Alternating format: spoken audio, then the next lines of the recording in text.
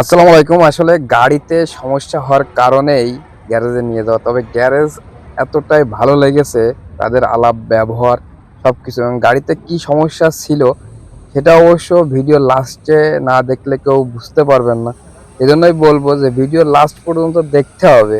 আর এটা কোন জায়গায় গ্যারেজ সেটাও অবশ্যই ভিডিওতেই বলা আছে, এবং কোন দেশের গ্যারেজ সেটাও ভিডিওতে বলা আছে। আর অবশ্যই কমেন্টসে জানাবেন যে বাংলাদেশে এমন কোথাও আছে এত সুন্দর একটা পরিবেশ বান্ধব গ্যারেজ, যদি থাকে তাহলে অবশ্যই ভিডিওতে জানাবেন।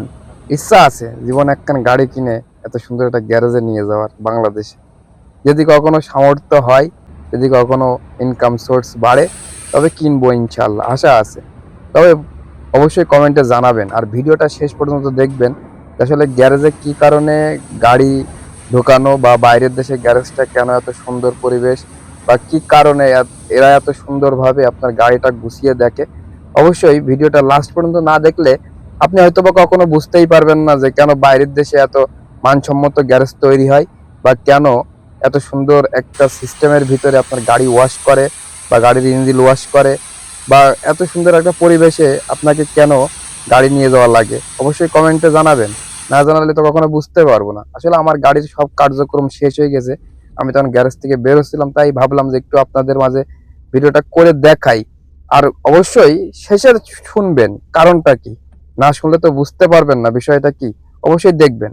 বাইরের দেশে গ্যারেজ গুলো এত সুন্দর বা এতটা পরিবেশ বান্ধব, যেটা বলা যাবে না। আসলে গ্যারেজ কখনো পরিবেশ বান্ধব হয় না।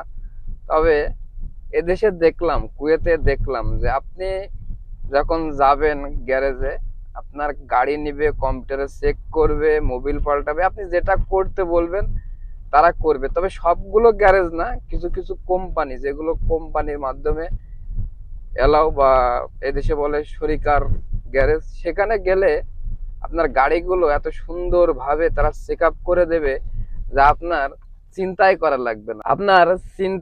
লাগবে না যে আসলে আমার গাড়িতে কি সমস্যা না সমস্যা। আপনি চাবি দিবেন, গাড়ির দপ্তর দিবেন, দিয়ে আপনি বসে থাকবেন, চা গাওয়া দেওয়ার মানুষ আছে, বসে থাকবেন, ওরাই আপনার গাড়ি নিয়ে যাবে, চেক আপ করবে, সমস্যাগুলো একটা পেপারে নিয়ে আসে, যদি সমাধান করা লাগে আপনাকে বলবে। আর যদি সেটা ওদের স্বার্থের ভিতরে হয়, সেটা ওরা সমাধান করে দেবে, এবং আপনাকে বলবে যে কিছুটা সময় অপেক্ষা করতে।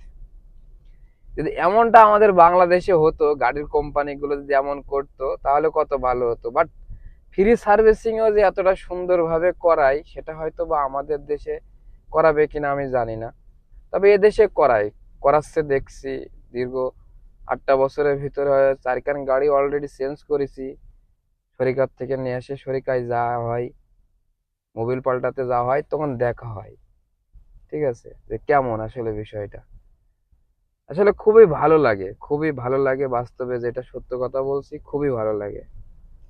তো যখন আজ গেলাম, প্রথম যাওয়ার পরে ওরা আমাকে একটু ওয়েট করতে বললো, কারণ ফ্রি সার্ভিসিং এর একটা টাইম আছে। তো টাইম যখন হলো তখন বলল যে ঠিক আছে, এবার আমার পালা আসলো। তখন ওরা আর কি সুন্দরভাবে সার্ভিসিং করে দিল, আমি বসেই থাকলাম, ভিডিও তো আপনাদের দেখালাম। ঠিক আছে, দেখে বুঝে নেন যে একটা গ্যারেজ কতটা পরিষ্কার পরিচ্ছন্ন হতে পারে, বা একটা গ্যারেজের মানুষ কতটা সুন্দরভাবে ব্যবহার করতে পারে। আপনি গাড়ির কাছে নেই, তারপর তাদের দায়িত্ব কতটা সুন্দরভাবে করে দেয়। এটাই হলো আসলে বাইরের দেশের একটা নিয়ম। নিয়ম যে তারা তারা তৈরি করেছে তা কিন্তু না, নিয়ম এই দেশের মানুষ তৈরি করেছে, এই দেশের সরকার তৈরি করেছে, তাই চালু হয়েছে। তো সবাই ভালো থাকবেন, সুস্থ থাকবেন, এবং প্রত্যেকটা প্রবাসী ভাইয়ের জন্য অবশ্যই দোয়া করবেন। আল্লাহ হাফেজ।